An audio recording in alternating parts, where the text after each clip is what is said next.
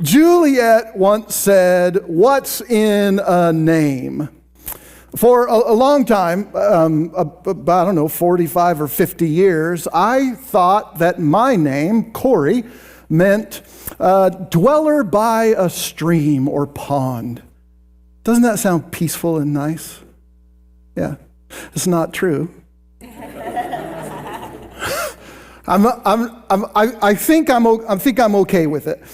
I always thought that that's what it meant. I read that, I think, in a school project when I was very young. We had to look up what our name meant, whatever. That's what I found. Turns out I wasn't quite right. Corey is a Gaelic word, K-O-R-I, and it means a specific spot in a river or creek or a body of water where, because of obstruction or something underground, the water swirls and churns. The word means like a boiling pot. Have you ever seen that in a river or water?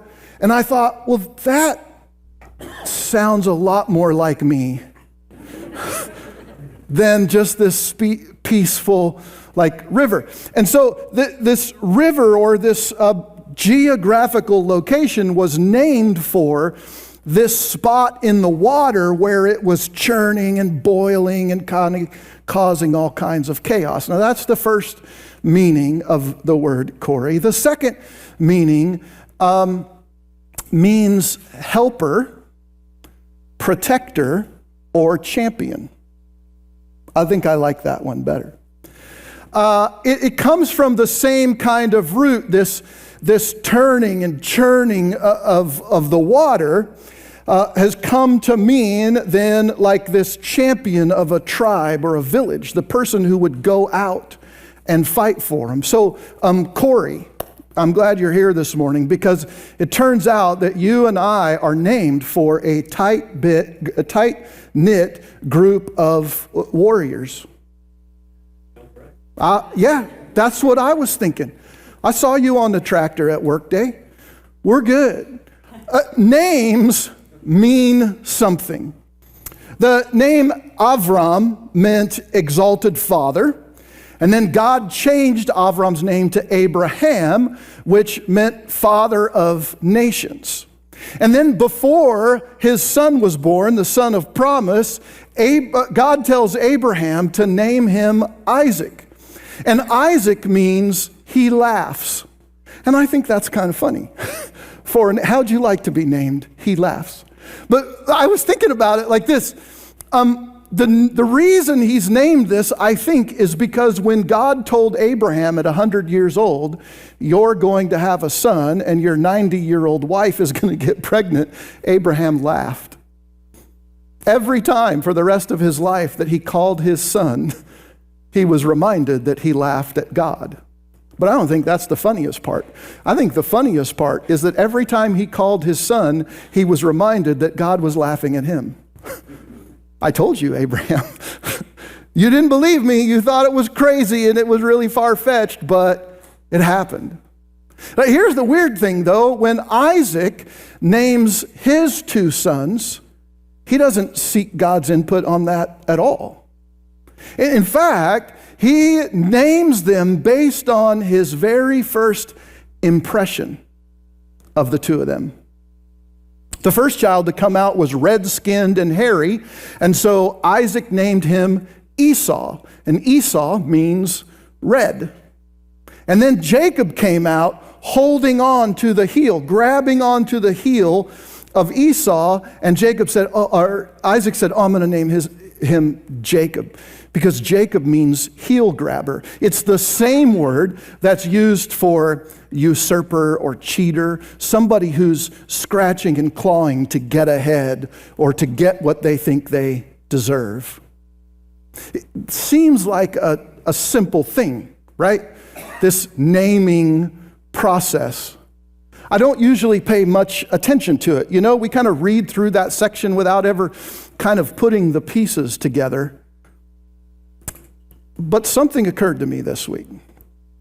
None of these men, Abraham, Isaac, or today Jacob, as we look at his story, none of them were living out the name that God gave them when he gave them the name.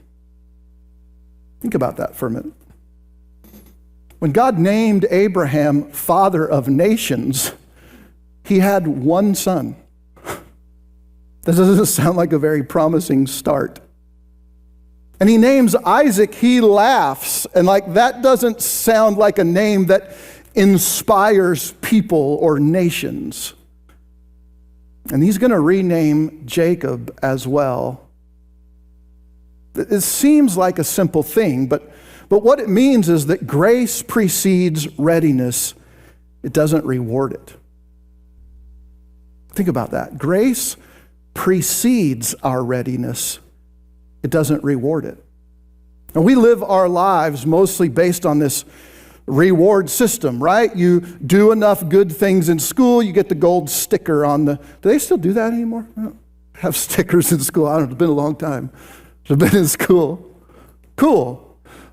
You do the right things and you get stuff. And we tend to think about our relationship with God in the same way. Well, Abraham and Isaac and Jacob, they were doing what God wanted them to do, and so he gave them this name. But that's not the reality. None of them were living into the name he gave them when he gave them the name. And I really like that, because what it means is that God isn't waiting for us to be perfect.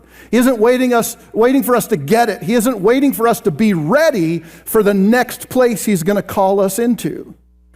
Because what he's going to call us into doesn't depend on us, it depends on him. Like our willingness to trust him, our willingness to put our faith in him, even in places we've never been before. And so God is always calling us out of where we're at and into something new. He's leading us to make progress in our faith and in our journey with his son. We say it like this around here. We want to look and live and love more like Jesus every day. And that's a decision. It's a choice we have to make every day to say, God, I don't know what this day is going to hold, but as I take each step, as I move through this day, will you guide and direct my life so that I look more like your son at the end of the day? And that's not a destination we can get to. It's a journey. It's a journey and a step every day that we take when we trust God. And I don't know what this day is going to bring, God, but I'm going to step into it. I'm going to try. I'm going to try to make more progress today than I made yesterday. It was true for the fathers of faith, Abraham, Isaac, Jacob, and it's true for us today.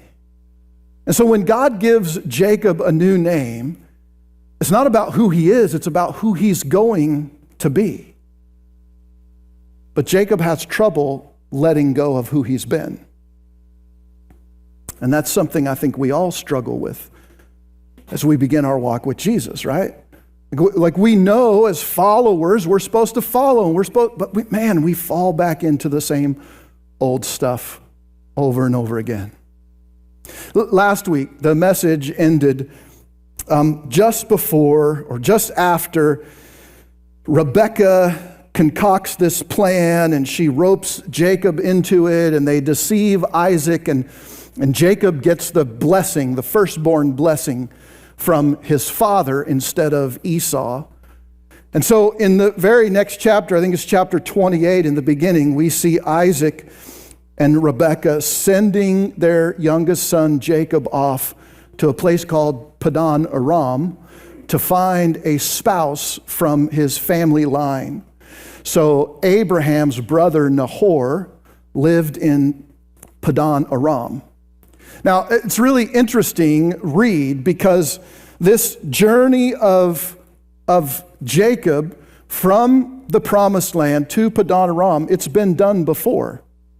There's a parallel story. Abraham sends his servant Eliezer to Padan Aram to get a wife for his son Isaac. And now Isaac sends Jacob to Padan Aram to get a wife for himself. These two stories run parallel except for one very, very big difference. When Abraham sent Eliezer to Padan Aram, he had 10 camels loaded with gold and jewelry and garments and food. And when he showed up at Nahor's house, Abraham's brother, he had all of this goods. And the story back then told us that Laban, Nahor's son, Laban, was very excited about all of them. Like they recognized this dude, Abraham, he'd made it, right? Like he brought all of this stuff, gold and silver and all of these things. Jacob gets to Padan Aram in a very different way. The text tells us that he shows up there and he really has nothing but his staff and the clothes on his back. Now, I don't want to get caught up into more of the story. It's a very interesting parallel read. But whatever the mechanism, whatever reason it happened, I personally think that Isaac and Rebekah sent Jacob away with all the wealth for the bride price. But when he gets to Laban's house, when he gets to Padan Aram, he's got nothing. So, Jacob doesn't know what to do. He doesn't have any money. So he begins to work for his uncle Laban. Pretty normal thing to do. And pretty soon, Jacob develops a plan. He has no coin. He knows he has to get a wife. He doesn't have any ability to pay a bride price. And so he comes up with an idea, and we're going to look at the text in Genesis 29. Here's what it says. Laban had 2 daughters. Isn't that how always these stories start, right? Laban had 2 daughters. The name of the older was Leah, and the name of the younger was Rachel. Now, Leah's eyes were weak, and basically every Hebrew scholar says the same thing. What we're being told by the narrator, the author, is she wasn't very attractive, which is why she hasn't been married off yet. Leah's eyes were weak, but Rachel was beautiful in form and appearance, and Jacob loved Rachel. And so he comes up with this plan. I don't have any money. So he goes to Laban and he says, I'll serve you 7 years for your younger daughter, Rachel. And Laban's like, sounds like a plan. Room and board, and then all the wages that you would make, I'm going to keep. And at the end of that 7 years, you get my daughter, Rachel. And so 7 years ends. In fact, the text tells us it was like a blink of an eye. For it was so sweet. He loved her so much. When 7 years were over, he goes to, I think the hour that he made that deal, he goes to Laban and he says, hey, 7 years are up. I want my wife. And so Laban gathered together all the people of the place and made a feast. But in the evening, he took his daughter Leah and brought her to Jacob. And Jacob went into her. In the morning, it's Leah. It's the wrong woman. And Jacob said to Laban, what is this you have done to me? Did I not serve you for Rachel? Why then have you deceived me? Like, oh, we've heard this before, right? Laban said, it's not, look, we just don't do this in our country, right? Marrying off the younger daughter before the firstborn. Now, catch that, because nobody uses the term firstborn. Well, I don't know if that's true. We don't see it in the text that in a female, they use the term firstborn. Firstborn is usually set aside for the first male in a family, which is the author reminding Jacob of what happened. We'll get to that in just a second. He says, look, it's not done this way that we give the younger before the firstborn. Complete your first week of marriage with this one, and then I'll give you Rachel as well. But by the way, you're going to have to serve me another 7 years in order to get here. Now, check this out. In Genesis 27, we're told that Isaac's eyes were bad. They're dim. He can't see very well, which is the reason that Rebekah and Jacob are able to deceive him and trick him. So we have Isaac's eyes that are bad. And because his eyes are bad, Rebekah dresses Jacob up like his brother Esau, puts on his clothes, she puts goat skin on him so he's hairy like his brother. And because Jacob can't see well, he buys the deception. Now jump here to 29. It's dark. Jacob can't see. And Laban takes his daughter Leah and dresses her up like Rachel. Both Laban and Rebekah present their children to the other person after this deception is conceived. But I think there's more here in these parallels. Jacob is the younger brother, and he trades places in the deception with the older brother. And Leah is the older sibling and trades places with the younger sibling, Rachel, in this story. Both of these two deceptions take place after a meal. Isaac eats wild game, and Laban and the family enjoy a wedding feast, and then the deception occurs. I think this is really one of the big ones, though. The person the author tells us that orchestrates the whole deal with Jacob is his mother, Rebekah. Remember, she has this word from God, and so she orchestrates this deal to deceive Isaac and to get Jacob what she thinks he deserves or he's owed. And the person who orchestrates the deception in Leah and Rachel's case is Laban. Now here's the kicker. Laban and Rebekah are brother and sister. This deception runs deep. This family is like messed up. The author wants us to see that Jacob is living through the real world ramifications of his own deceit, of the part that he played in the deceit of his father. He's learning the hard way that cheating isn't how you're supposed to get ahead, especially if you're a part of the family of promise. He's learning that actions have consequences, and sometimes we desire the thing so much that we fail to realize the consequences that are going to affect the people around us. And now Jacob is on the receiving end of those consequences. Now all of this whole big story started because if you remember, Rebekah gets pregnant after she and Isaac are married for 20 years, and she's barren, and Isaac prays, and she gets pregnant. And God gives her some information about the children that are still in her womb. God tells her the older will serve the younger. So she's given the outcome of their birth. Ultimately, she's given the outcome, but she's not given the means.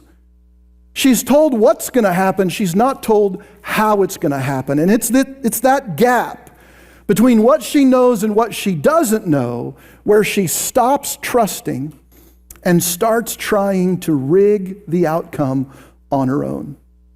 And again, it's a pattern we've seen throughout this story of the family of promise.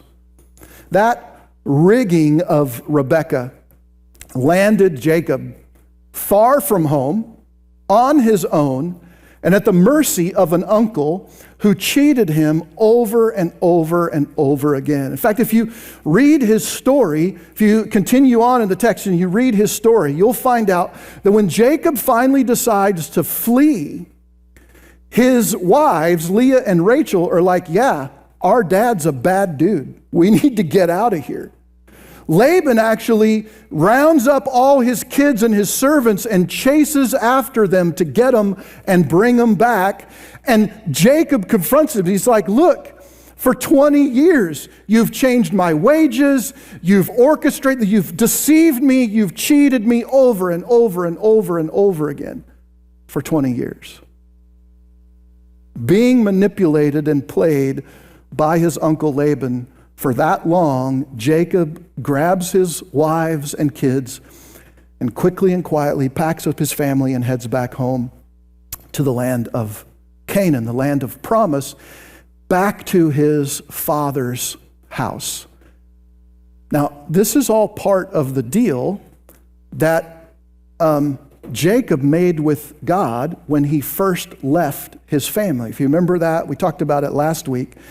Jacob leaves and he gets to this place. Remember, he's laying his head on a stone and he has that vision of the ladder and the angels going up and down on it, and he sees God up there. And he makes this deal with God when he wakes up in the morning. He says, God, if you bring me back in safety, if you give me bread to eat and garments to wear, clothes to wear, and you bring me back to my family in peace, then you will be my God, and I'll serve you, and I'll build an altar here at Bethel for you. All of that God has done except one thing. Everything except one. Jacob has it all, except he doesn't know if he's going to be received in peace by his family, and especially his older brother Esau.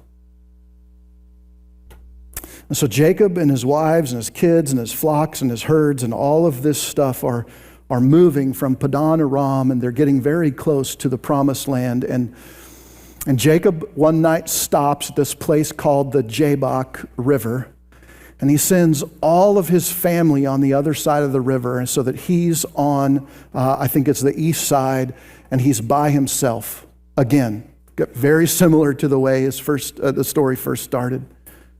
He's in the desert. He's alone. He's laying there by himself, and he encounters, or has another encounter with God that night, the night before he meets his brother Esau. And here alone, a man, the text actually tells us God, shows up in the middle of the night, and the two of them wrestle. Is that not odd? Just think about it for a second. If I were, like, you all know me well enough to know, I would not be camping outside with my head on a rock in the first place. But if I were out and I owned a fifth wheel or something in a camper and I was out there by myself, that would be, but if somebody showed up and like knocked on my camper door, the first thing I would say wouldn't be, you want to wrestle? This is just weird. Where does this guy come from? And why do they end up wrestling all night? It's just the weirdest thing. Look at what the text says. Jacob was left alone, and a man wrestled with him until the breaking of the day. Like this sweating, this is ridiculous. When the man saw that he did not prevail against Jacob, he touched his hip socket, and Jacob's hip was put out of joint as he wrestled him. And then he said, this strange man who appears, he says, let me go, for the day has broken. But Jacob said, I will not let you go unless you bless me. And the man says to him, what is your name? Okay, they're wrestling. The guy taps out. And Jacob's like, no, I'm not letting you go. He's holding on. He's grabbing a hold of this guy. And he says, what's your name? And Jacob says, my name is Jacob. I'm the one. I'm the heel grabber. I'm the one who doesn't let go. And then the man said, your name shall no longer be called Jacob, but Israel. For you have striven with God and with men and have prevailed. Now, I don't know about you. I've read the Bible a whole bunch of times over my life. I've heard lots of sermons and stories and VBS and Sunday school lessons about Jacob and about this moment. And I've always just really had the same thought. This is just weird. Why in the world? I'm always asking these questions. Why are they wrestling? This doesn't make any sense. Why is he? What's going on? What leads up? There's got to be a reason for this.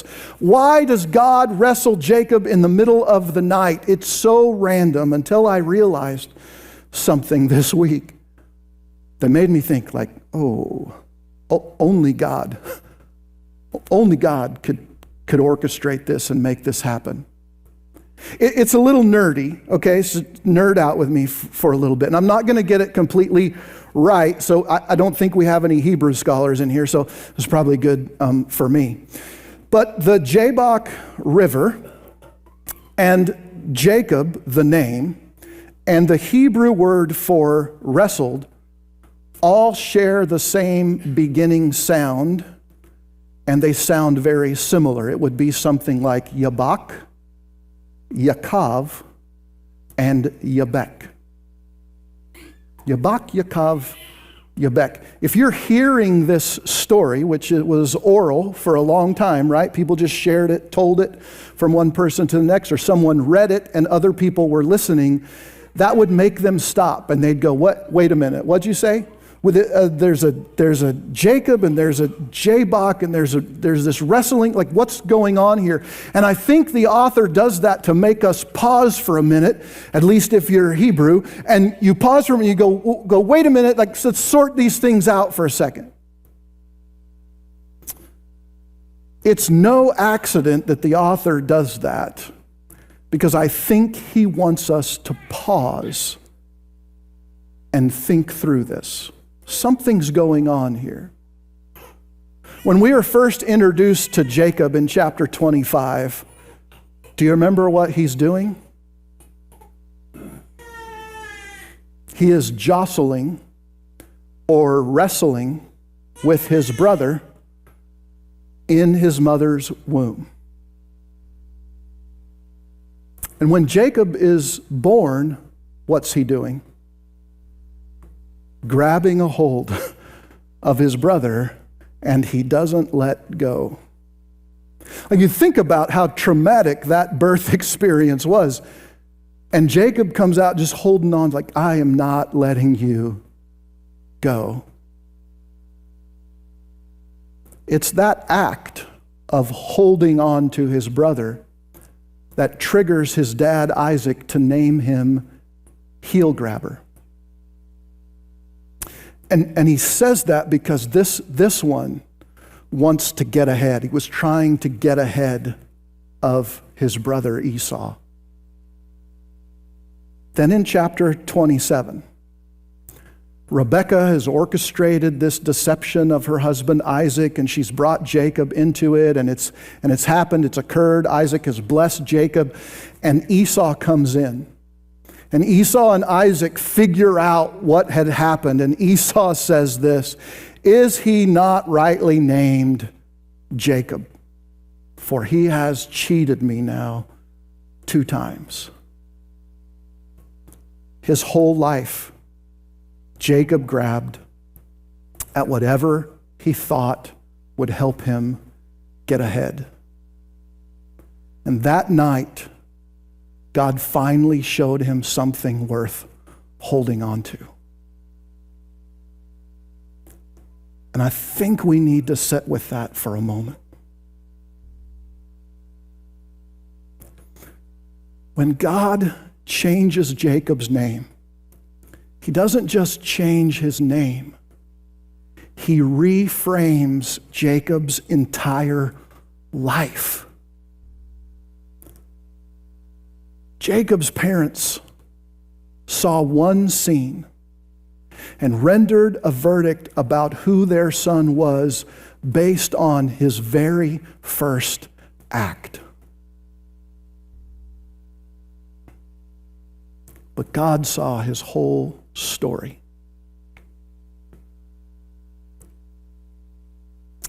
Some of you have been given a name in much the same way. Someone handed you a label. Or you were given a nickname from your worst moment. Maybe a description handed down from a well-meaning teacher or a family member who is just trying to help.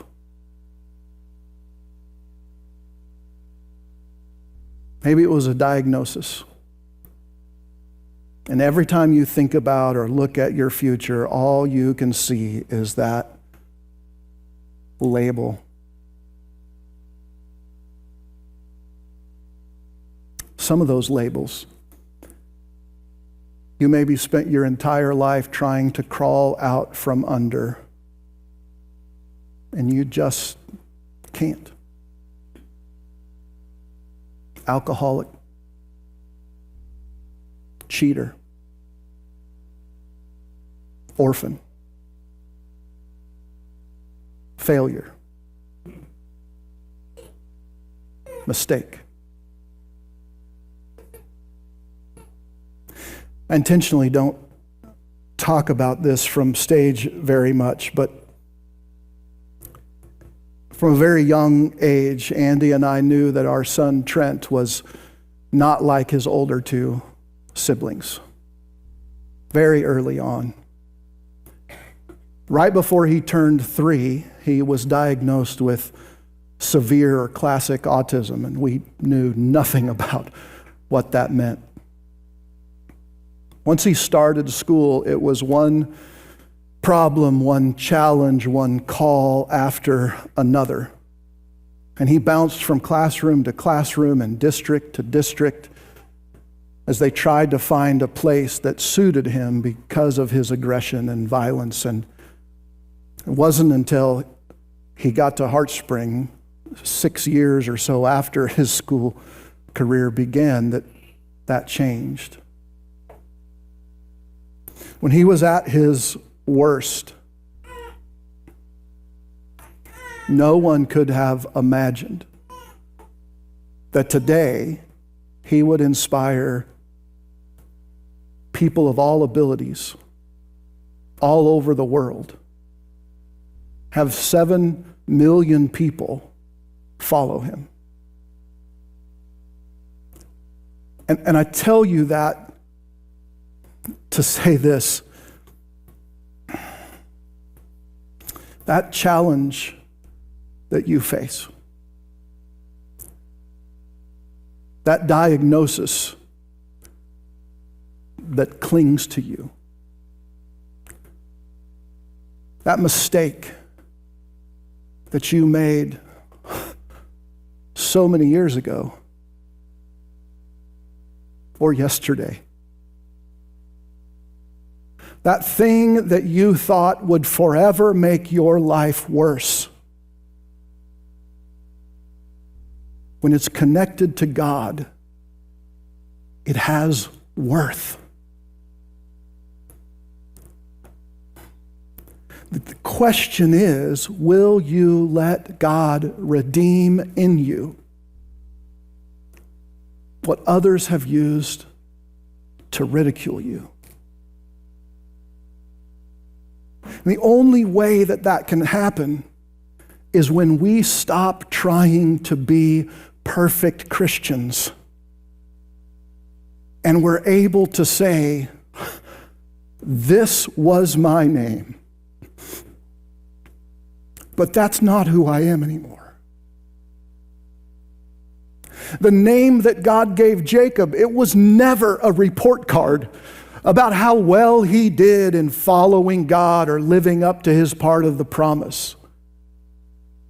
When God changes Jacob's name, it's God who's making a promise to him about what God would do with his life.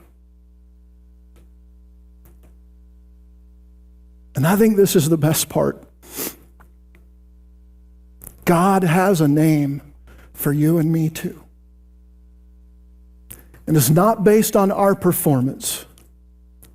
It's based on his grace. What he wants to do in our lives. What's the name that you're still living out of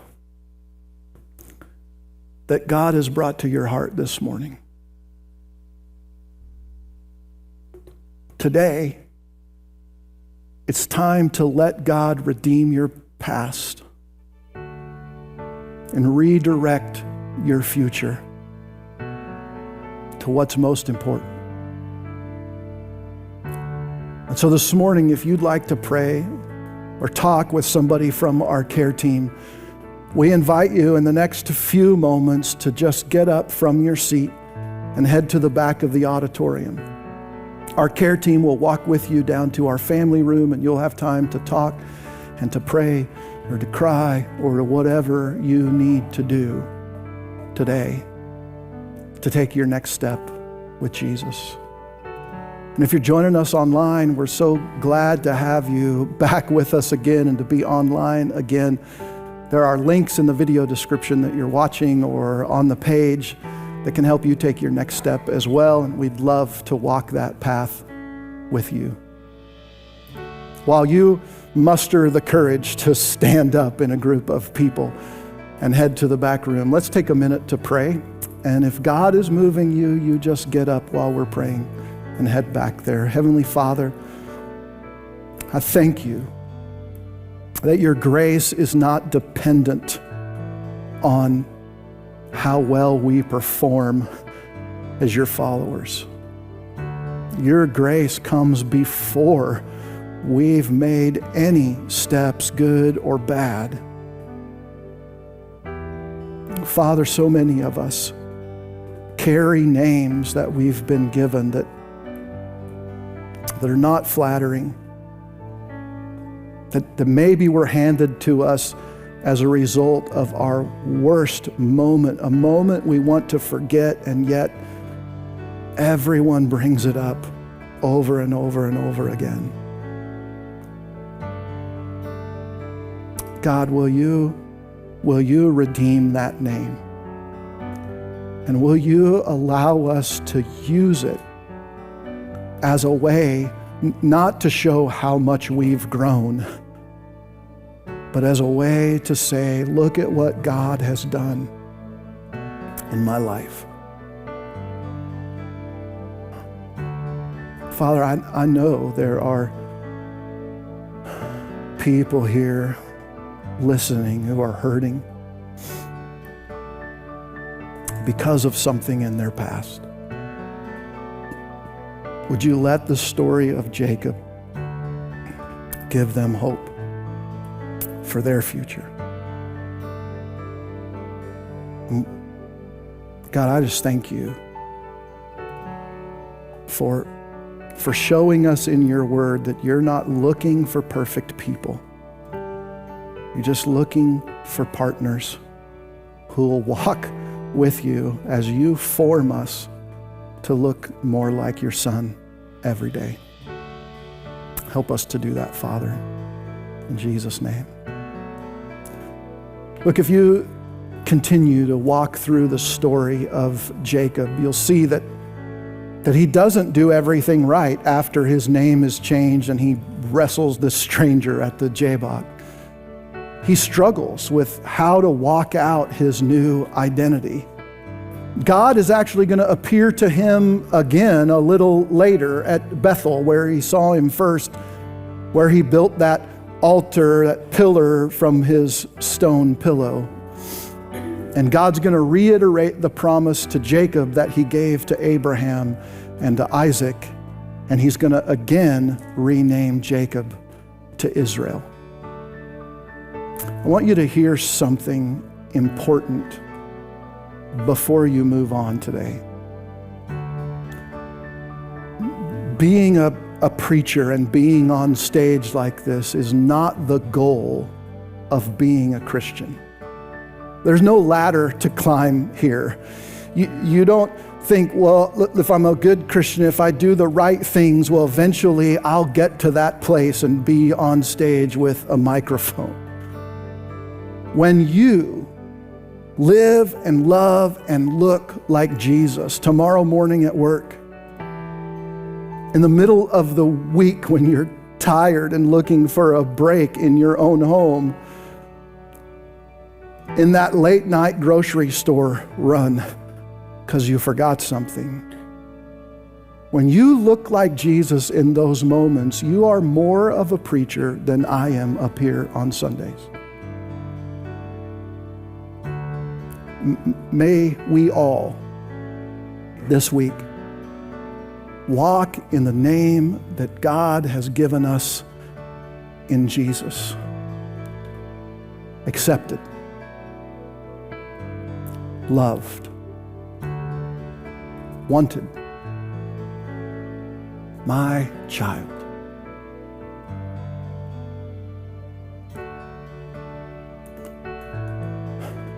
Next week, we're going to wrap up the Fathers of the Faith series by looking at the life of Joseph. And so I'd love to see you back next week that's like every one of these stories just seems like it gets crazier and crazier from the one before it. Joseph's story is no different. So I invite you back next Sunday as we look at the life of Joseph, and tomorrow and Tuesday and Wednesday and this next week. Let's just do our best to look a little more like Jesus every day. I love you. I'll see you then.